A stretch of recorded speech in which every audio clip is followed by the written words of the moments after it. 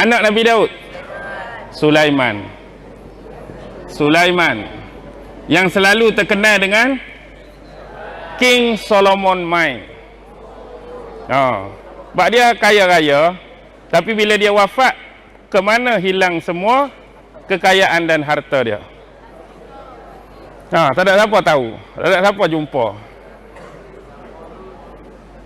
Yang kamu duk cari harta? Harta korun. Harta korun yang kamu cari itu, bukan harta Nabi Sulaiman. Baik. Nabi Sulaiman ada 2 orang anak. Pertama, Yarba'am. Yang kedua, Rohba'am. Bahasa Inggris dia Jeroboam. Yang ni Rehoboam. Okey. Yang ini Yarba'am ni zaman Nabi Sulaiman, dia jadi komander di salah satu benteng yang penting. Benteng ni sama macam air minuman kegemaran kita hari ni. Iaitu benteng Milo. Tapi dia ada L2 lah. Benteng tu nama Milo. Tapi dia ni jenis penakut. Bila dia penakut, sepanjang patut kena jaga benteng, dia pi ke negeri Mesir. Dia berselindung di bawah Fir'aun yang bernama Syikah.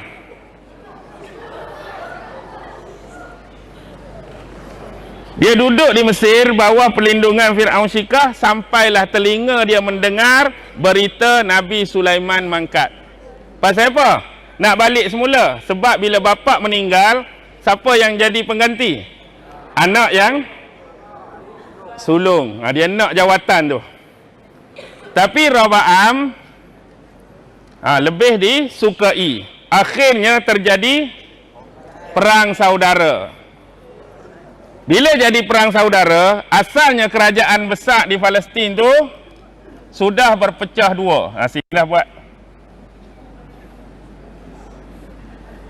Satu disebut Israel Utara sebab belah atas. Yang ni disebut Judah Selatan. Okey. Kita ada berapa Bani Israel? Ada 12. Senang saja. Yang Judah Selatan hanya 2 yang sokong. Yahuza, Bunyamin. Okey, tolak Yahuza, tolak Bunyamin, 10 lagi semua sokong yang atas ni. Jadi Yarba'am pegang Israel Utara, Rohba'am pegang Judah Selatan. Dia jadi macam adik-beradik bergaduh. Bergaduh tanah peninggalan Nabi Sulaiman. Jadi masing-masing ada kerajaan sendiri. Satu masa mereka pernah berperang. Sebab mereka ada 10, mereka hantar 800,000 tentera lawan dengan Judah 400,000. Sekali ganda. Tapi sebab sikap Jeroboam yang tidak disukai, akhirnya 500,000 mati. Yang ni menang. Jadi bila ramai mati, kerajaan mereka lemah. 722 sebelum Masihi. Sebelah ni, Syria sekarang ada satu kerajaan yang besar dan hebat. Assyrian Empire.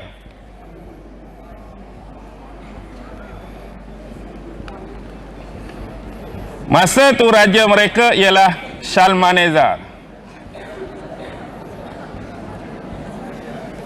Raja Shalmaneser melihat kelemahan ni, 722 sebelum Masihi dia serang Israel Utara yang menyebabkan hancur habis dan terkena tagline dalam sejarah 10 Lost Tribes of Israel. Seolah-olah habis, tak tahu pi mana saki-baki keturunan 10 tu. Mungkin ada, tapi mungkin dah diaspora. Faham maksud diaspora? Maksudnya mereka keluar, mengucil ke tempat-tempat lain, menyelamatkan diri mereka. Lepas tu yang ni kekal. Asalnya nama dia Judah, Yahuza, Yahudi itulah. Masa orang pi sini lah, orang tak boleh nak sebut tadi tu. Yahuda. Lidah setengah orang Yahuda. Jadi lekat Yahudi. Jadi selepas tu, mana-mana yang duduk di sini, termasuk 10 yang hilang ni, kalau mari ke sini pun mereka tetap digelar Yahudi dah. Sebab kerajaan ni kekal. Jadi hak 10 lagi pun bila mari hilang dah watak-watak ni. Mereka tetap dikenali sebagai orang Yahudi. Bukan bermaksud Yahuza tu, tapi kerajaan ni dikenali sebagai kerajaan Judah, Yahudi. Mana-mana keturunan dia pun dah dikira sebagai orang Yahudi. Okey. Ni bila pula hancur? 586 sebelum Masihi. Lebih kurang 200 tahun kemudian. Siapa yang serang Judah Selatan? Siapa yang serang? Babylon.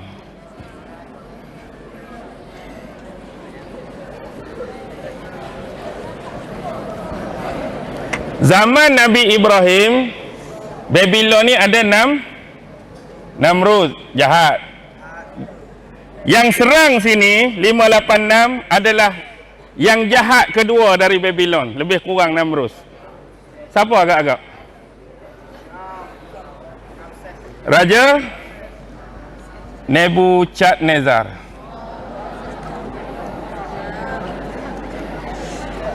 Dalam bahasa Arab disebut Bukhtansor.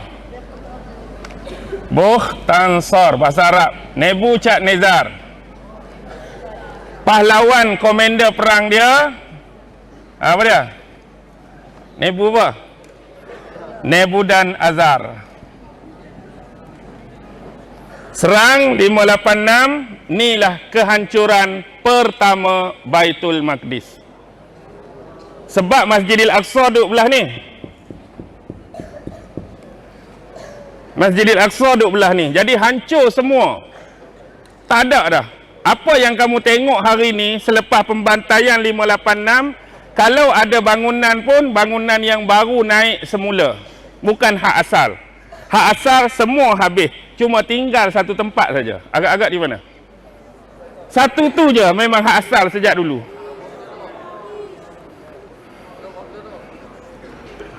Kamu selalu tengok mereka pegang kitab kecil, duduk kat dinding. The Wailing Wall, tembok ratapan.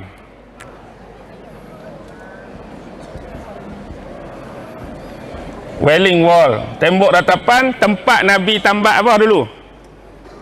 Tempat Nabi tambak buruk sebelum Mi'raj tu. Itulah tembok ratapan. Hari ni mereka tukar tembok ratapan ke mana? Ke wall FB anda. Di situlah anda meratap. Cerita macam-macam. Hari ni aku lapar, hari ni aku minum kopi ais, hari ni aku putus cinta. Anda meratap di mana? Di wall FB anda. Mereka meratap kat sini. Faham Okey. Kemudian siapa yang bantu bebaskan mereka? Kalaulah kita kata Babylon tu hari ni, peta hari ni adalah Iraq. Sebelah Iraq ada negara apa? Sebelah Iraq Turki, atas ni Iran. Iran dulu terkenal dengan kerajaan Parsi. Zaman Nabi terkenal dengan kerajaan Parsi. Okey, zaman tu siapa raja yang hebat? Ni disebut dalam sejarah zaman Achaemenid. Inilah setengah pendapat mengatakan inilah Zulkarnain. Siapa dia? Cyrus the Great. Alexander the Great Yunani. Ni Cyrus the Great. Raja Achaemenid. Dia serang Nebukadnezar. Tadi Nebukadnezar serang depa. Dia pun serang ni kalah. Dan dia baik. Dan dia minta tawanan-tawanan Babylon. Ni tawanan-tawanan sini yang pi ke Babylon. Inilah 3 ni. Tiga Nabi ni kenapa penting bagi mereka? Waktu 586 ni kalah, Nabi tiga orang ni antara yang jadi tawanan kena pergi ke Babylon. Kemudian balik semula. Cyrus kata, bina balik kerajaan kamu. Bina balik. Maka binalah. Bermula 538 sebelum Masihi. Siap 516. Berapa lama tu agak-agak? Ni kena serang. Balik semula 538. Baru start buat 516 siap semula. Adalah berapa tahun lebih kurang. Maka selepas tu apa jadi? Mari pula Alexander the Great. Ni yang kamu tertukar antara Cyrus the Great dengan Alexander the Great. Selalu orang sebut Alexander tu Zulkarnain kan? Tak mungkin Alexander Zulkarnain, kerana Quran menggambarkan Zulkarnain tu raja yang baik, raja yang soleh. Sedangkan Alexander, dia ada buah hati dia juga seorang lelaki. Alexander tu geng kunyit. Macam mana boleh Zulkarnain? Alexander the Great. Jadi Alexander the Great masuk 300 lebih. Dapat dekat Greek Hellenistic. Selepas Alexander, siapa pula masuk? Ni, kita cerita pasal bumi Palestin. Lepas Alexander the Great, siapa masuk? Mesir pada masa tu bawah kerajaan siapa? Firaun dah habis dah. Firaun dah habis dah.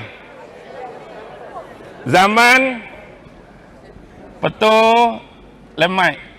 Ptolemaic bermasuk nama orang Ptolemy. Dah dengar Ptolemy? Ptolemy ni nama orang, zaman keturunan dia lah Ptolemaic. Ptolemaic ni zaman sejarah Cleopatra tu lah. Cleopatra bawah dinasti Ptolemaic ni lah. Cleopatra 1, Cleopatra 2 yang buat hubungan dengan Jeneral perang Rom, Julius Caesar tu. Tu baru sejarah. Serang pula sini. Dapat sekejap dekat Ptolemy.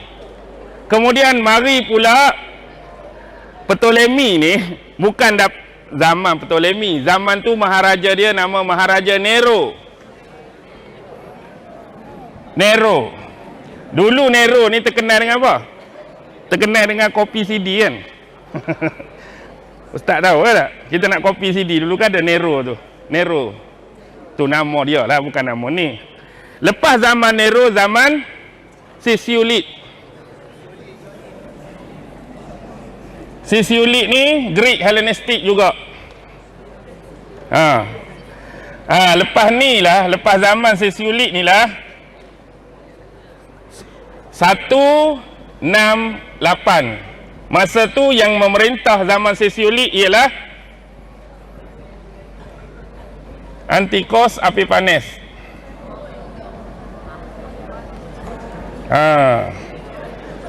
Di sinilah berlaku satu pemberontakan yang terkenal dalam sejarah, disebut pemberontakan Maccabee. Pernah dengar tak panggung wayang zaman dulu cerita pasal Macbeth? Macbeth, kisah siapa Macbeth ni? Siapa tu? Yang Inggeris tu? William Shakespeare. Dia adaptasi daripada peristiwa pemberontakan Maccabee lah.